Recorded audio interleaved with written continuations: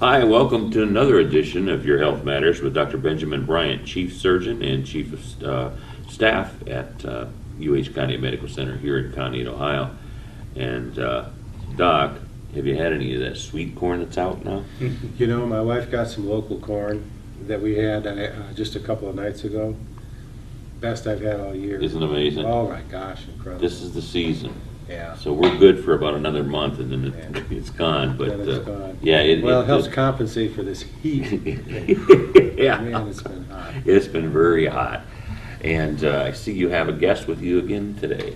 Well, I would certainly like to thank Dr. Aiyappan Menon, who is a nephrologist. He's a kidney doctor, for coming all the way out to our town to be with us today and talk to all you folks. Dr. Menon, as I mentioned, he's a nephrologist, a kidney doctor, and he is going to talk about various issues having to do with kidney disease, how common it is, which it's common, and how people should be thinking about it and how to protect yourselves and a lot of different things along those lines. Dr. Menon sees patients in Geneva, also in Geauga, and at Concord. And a lot of my patients have gone over to see Dr. Menon, always have extremely nice things to say about him, if I may say so. And the fact that he does see patients in Geneva makes it much easier for our public who don't have to drive all the way to Cleveland. Right. So Dr. Menon, how long have you been with UH? I joined University Hospitals in November of 2009, and I've been with them ever since. And in all these places, yes. We were talking a little bit before we came over today that Dr. Menon is happy at UH, as am I. Yeah. We both feel that UH really is kind of a special organization. So you like your practice and you like being where you are. Yes, I love it. I mean, I think it's wonderful, and the folks are wonderful. The people that I get to meet and treat are really wonderful people, and I enjoy the job. So yes. So, what are some common things that you see that people coming to see you? Sure. You know, most of the people who come in to my office are sent there by their primary care doctor, and almost everybody is afraid that they're going to need dialysis, and so they're scared when they come in to see me in the office. And it takes me a little while to make them understand that that's really not always the case, and there's more to kidney disease and kidney care than just dialysis treatment. The kidneys are actually a vital organ, as everybody probably is aware. It's connected to everything else in the body, and it plays a central role in maintaining all the balances within your system. And as a consequence, any changes in kidney function will be reflected in the blood tests that are done to look at those kidney functions, and also in the composition of the urine. Those tests become apparent usually on routine blood tests that a primary care doctor would do, and when certain red flags go up, they make a referral for you to come see the kidney doctor. Only because they want to make sure that they catch whatever it is, if there's anything to be caught early, and to do what they can to prevent it from getting worse. And very important. So that's the key point to remember, is that the people who are most likely to have a kidney problem are generally have other health problems usually which precede the diagnosis of kidney disease. For example, the most common ones are high blood pressure and diabetes, or abnormal blood sugar control. And if you're on medicines for those conditions, then it's important that you be aware that your risk for kidney disease is higher than in the average population, especially if your blood pressure is not well controlled, or your blood sugar is not well controlled, or both of them are not well controlled.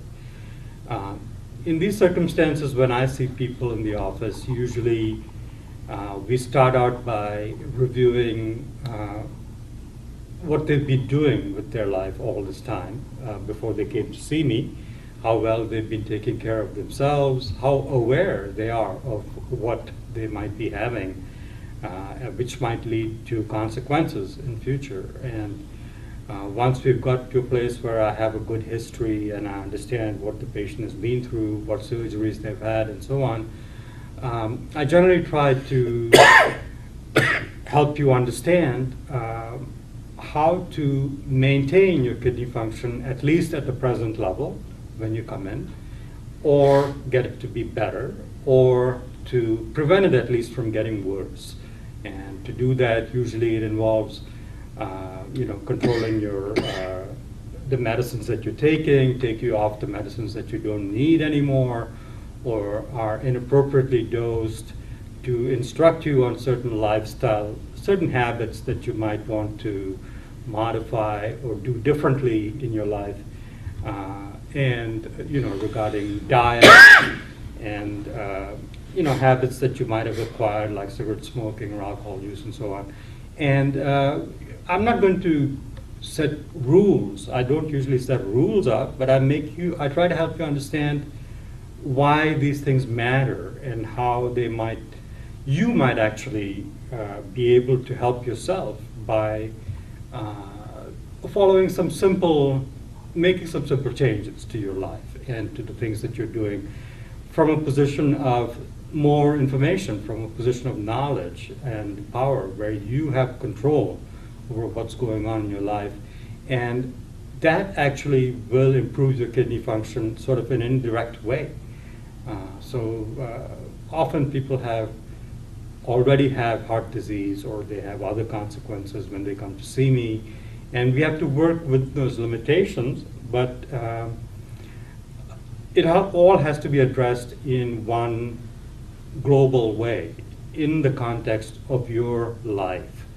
And that's what I mean by holistic. Holistic is really considering the whole picture, including who you are, what you are, how you grew up, who your parents are, what medical conditions you may have a history of, what were the cultural circumstances in which you grew up, and all the things that you're doing in your life at the moment that we meet.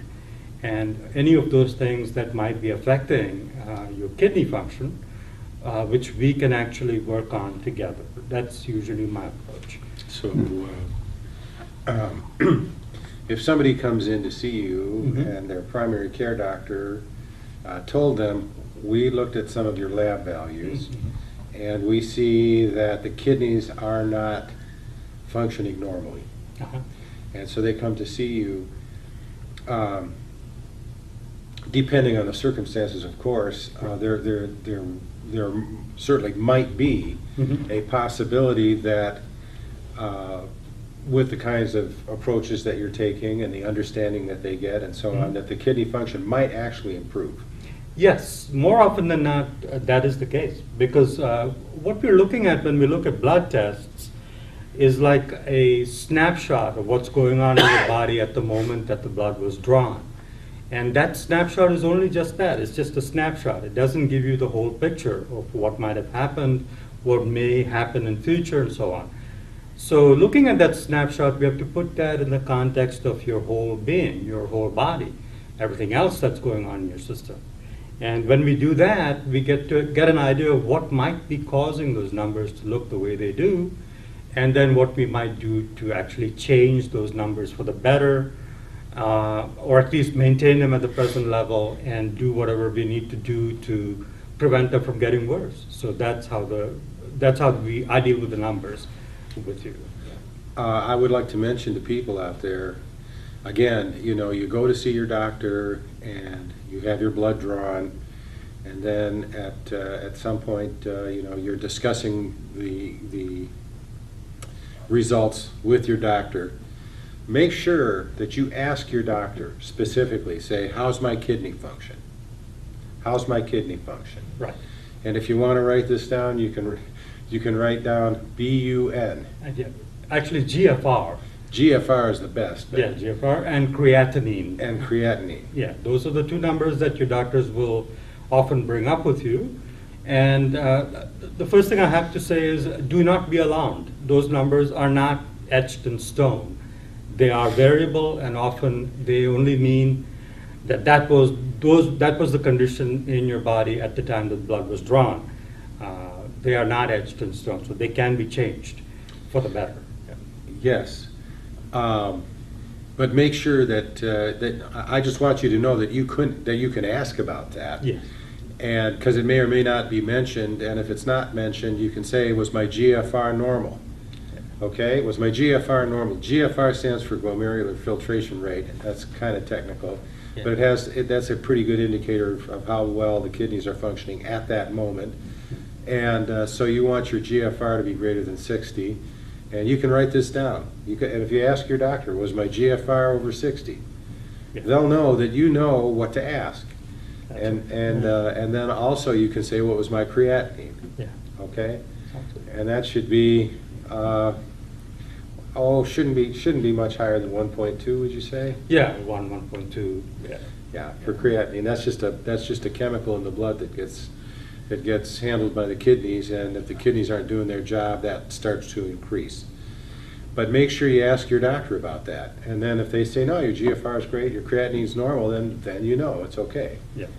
But if it's not, then you say, well, what do we need to do about that? And should I go see Dr. Menon, or what do we do at this point about that? And this is what we've talked about as empowerment. Yes.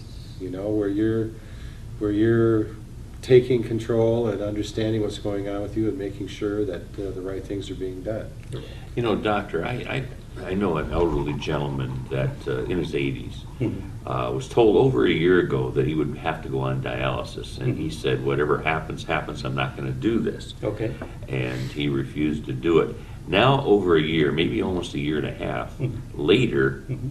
he's fine. I mean, he seems to be fine. He's living a normal life, and it was his decision to do that. Now, I'm not saying that everybody should do that, but in his case, it worked out okay. Yes. Does that You have to happen? know the circumstances. Yeah, absolutely. There are circumstances that we don't know. But I can tell you this, that dialysis is not a fun and games picnic kind of thing. I mean, it's a serious treatment, and it takes up a lot of your time. And most of all, it affects the quality of your life significantly, because you end up spending a lot of time in dialysis centers, and you often get to make more doctor visits than you want to, and it's just an unpleasant thing. And my approach is always to try and not put anybody on dialysis unless they absolutely have to be on dialysis. And there's a choice. That choice is basically yours. I mean, you make a choice as to whether you want to go that route or not. Because, again, the numbers are just the numbers. The numbers may suggest that you need to be on dialysis tomorrow, but the clinical situation, the condition in which you're in which we meet and talk and everything, gives me an idea of whether those numbers are actually meaningful or not, and how long we can wait, or whether waiting is a good thing or not. Those kinds of decisions can be made in a clinical situation. So yes, this is not uncommon at all, where people are told you need dialysis now. Mm-hmm. And 5 years later, they're still going about their lives. The numbers look horrible, but again, the numbers are just the numbers. My dad was on dialysis for before he passed away, but he had, I think that was brought on by a heart condition, very severe heart condition. But and you're right, it's just not he that was put out by it. The family is, because you Yes. have to make sure it gets to the center and get them home, and it's a lot of work. Yeah, it's a very stressful thing Mhm. for everybody involved. Right. Yeah, and it's not something that, the old days, say 20 years ago, the goal was to put people on dialysis as soon as the numbers suggested they needed to be. But that thinking has changed now. Research has shown that that's not the best approach. So I'm not in any rush to put people on dialysis, and as much as I can do to prevent that from happening, I will do, and we usually do that together. It has to be with your cooperation. Well, and of course there is a flip side to this coin. Yeah. And that is that if somebody is really in kidney failure, Mm-hmm. and they don't go on dialysis, Mhm. it's lethal. Okay? Yes, people die. If they truly are in kidney failure. Mhm. And so people, I don't think, should necessarily be lulled into a false sense of security that you can just blow off the recommendation for dialysis. I think what's coming through here Mhm. is that people are getting a sense of how important it is to be able to discuss these issues with somebody who knows what they're doing. Mhm. And somebody, quite frankly, somebody who has Dr. Menon's philosophy. That it is an individual decision and it's based on a lot of different factors. And somebody who's able to provide that kind of context around a decision this important, I think is very, very important, okay? But I do want people to understand that, yeah, you can say, hey, whatever happens, happens, and then you're dead in a couple of weeks. Mhm. Yeah. That's not that common, but it does happen. Yes, it does. So What I'm getting out of this too, Doc, Mhm. is your philosophy gives a lot of people hope out there that they don't need to be afraid to come to you and let's get this straightened around, Exactly. That's what I'm trying to convey that's here. key. Yeah, Mhm. yeah, is that I'm not here to, make your life unpleasant. I'm trying to help you. Mhm. And I'm trying to help you help yourself, really. That's what I want to do. Now, people can have the experience. Well, gosh, I pee a lot every day. I pee normally. Doesn't that mean my kidneys are okay? I mean, is it possible for people to be peeing what they think is normally, but still have real compromise of their kidney function? Yes, it's very possible that can happen. And what I generally look for is a change in a pattern. If something has been going on for years where you've never had to get up at night, for example, to go to the bathroom, but suddenly you notice you're getting up 2, 3, 4, maybe more often to go to the bathroom at night, that is a warning sign that something may be changing in your system.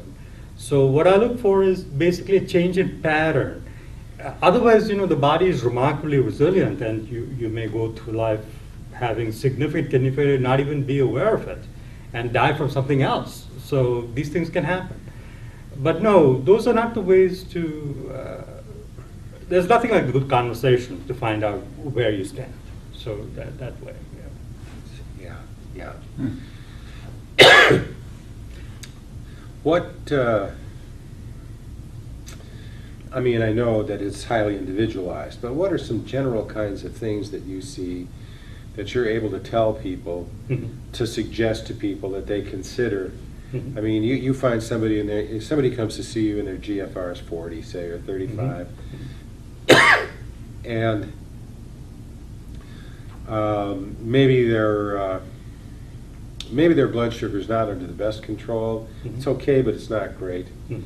Okay, or they tell you, well, I'm usually pretty regular with my blood pressure medication, but sometimes I forget. Mhm. That kind of thing.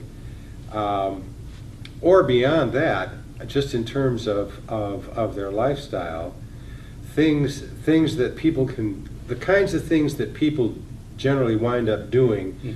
who are taking an active step in Yeah. protecting their kidneys. Right. Well,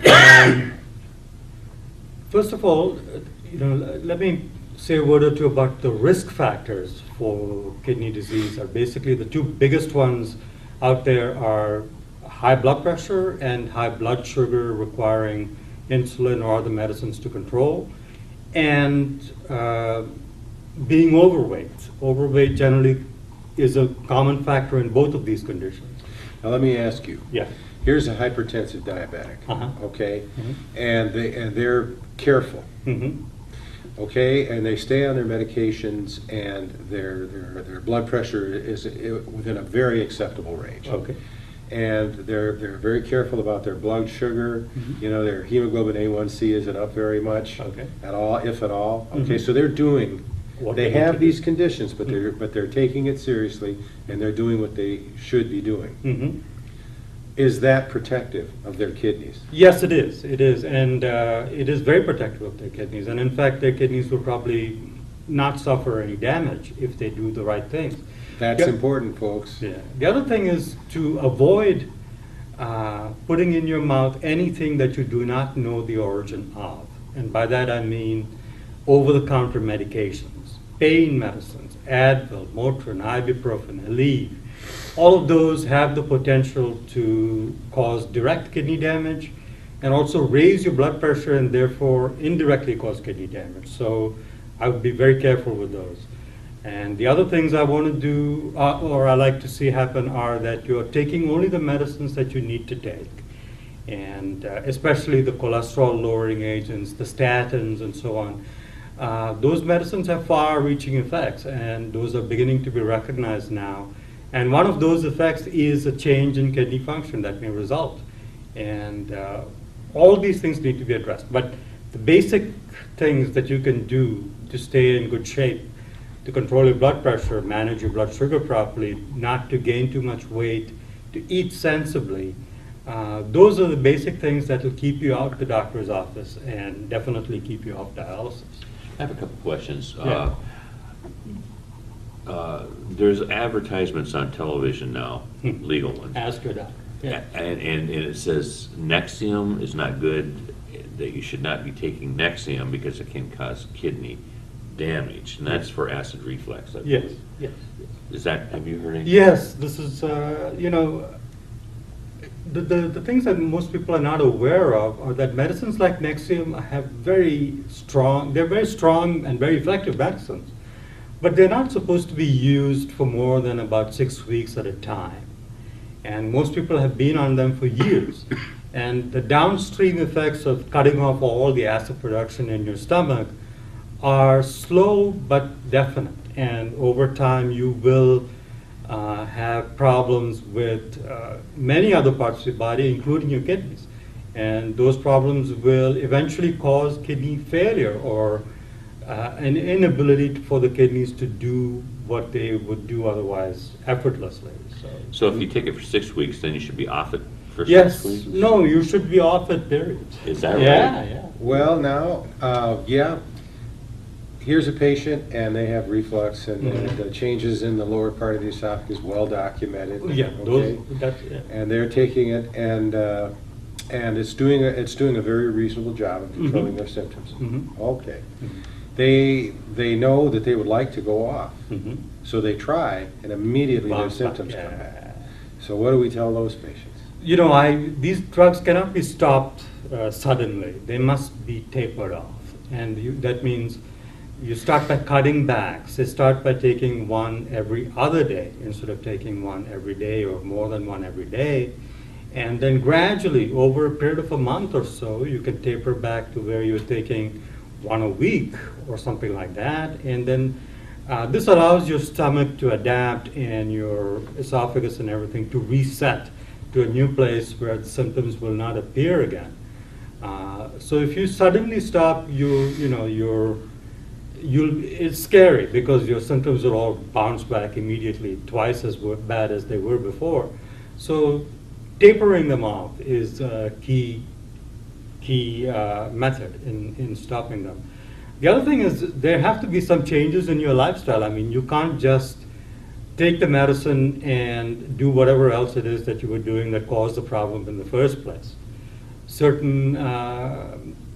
You have to be aware of certain things that you could do where you don't have to take the medicine anymore, and you have to make those changes in your life so that we can stop the medicine eventually.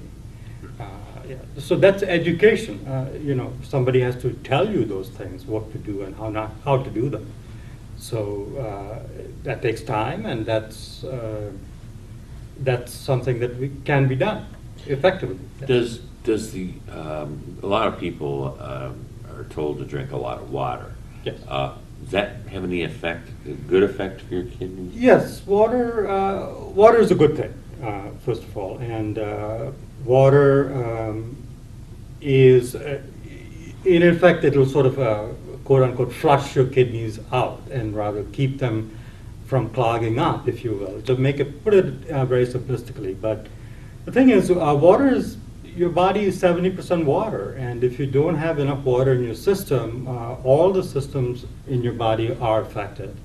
And the kidneys compensate for that by holding on to as much water as they can, and you tend to become dehydrated, which makes it more difficult for them to work properly, and you tend to develop kidney disease long term if you become dehydrated long term. So yes, water is a good thing, and it's just water though, not coffee, not tea, not pop, definitely not pop. And if the water is room temperature or warmer, that's even better than ice cold or ice water. So Why is that? because you know, the body operates at a certain operating temperature, and that temperature is around 98, 99. The thing is, if things are very cold, what happens is that dampens the actions of many of the enzyme systems in your body, because it's not the optimum working temperature for those enzymes, and therefore your digestion and many other bodily processes get slowed down. And that leads to poor digestion, and that leads to things like weight gain, and therefore higher blood sugar, blood pressure, and general decrease in well-being. So water at room temperature, or even hot water is now being bandied about by many people as a great way to lose weight, and it does work. But water only, and that's the only thing I recommend. Many people say to me they don't like the taste of water, and I find it hard to sort of wrap my head around that. But hey, it's good for you. That's all I can say. Yeah. Yeah. Yes. The effect of multiple sclerosis on your kidneys, does that cause a weak urine stream? No, multiple sclerosis doesn't affect the kidneys directly, but it affects the nervous system, and it may affect the nerves that control the emptying of the bladder. And therefore, the urinary stream may become weak because the bladder is not emptying forcefully enough. And that is a neurological condition. And the kidneys themselves are not affected. Now, you had mentioned, Mhm. and I think it's really important for the public to know this, that under some circumstances, the non-steroidal anti-inflammatories and NSAIDs, people know these as ibuprofen, Advil, Aleve, naproxen, that sort of thing, meloxicam. Okay, these might be quite dangerous to the kidneys in certain people. Yes, this is true. Okay, so you know, there are people who you know, they'll take ibuprofen. They say, "Boy, it really does a job on my headache." Mhm. They're not taking it every day. No. All right. Some people do take it every day. Who would you recommend be very careful about the NSAIDs? People who are older, people who have other illnesses, for example, diabetes, high blood pressure, people who are taking water pills of any kind, and people who are not aware of their own habits and who are taking them, you know, indiscreetly. I mean, taking them more than once a day for weeks at a time, or just as a matter of course, taking 2 a day in the morning. Those kinds of things are not wise to do. And people definitely, folks who are older, folks who are on multiple different medications, people who tend to get dehydrated or who are on water pills, those folks are particularly higher risk for developing problems with these medicines.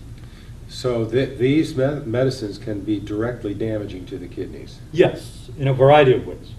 And they can also, I mean, they change the way the kidneys filter the blood, they change the way the protein moves through the kidneys. And there are technical ways of looking at it, but there are a number of ways that they can change the kidney function for the worse. Some of the time it's reversible and it goes away once you stop the medicine, but sometimes it's not, and it may be permanent, and you may cause permanent scarring and damage, which is not a good thing. So best to be careful with those. And you can, again, you can ask your doctor, Mhm. and what you say to your doctor is, given my overall medical condition and what I have and the medicines I'm on and so on, should I be careful about aspirin or ibuprofen or that kind of thing? Should I be careful about these things? Mhm. Ask your doctor about that.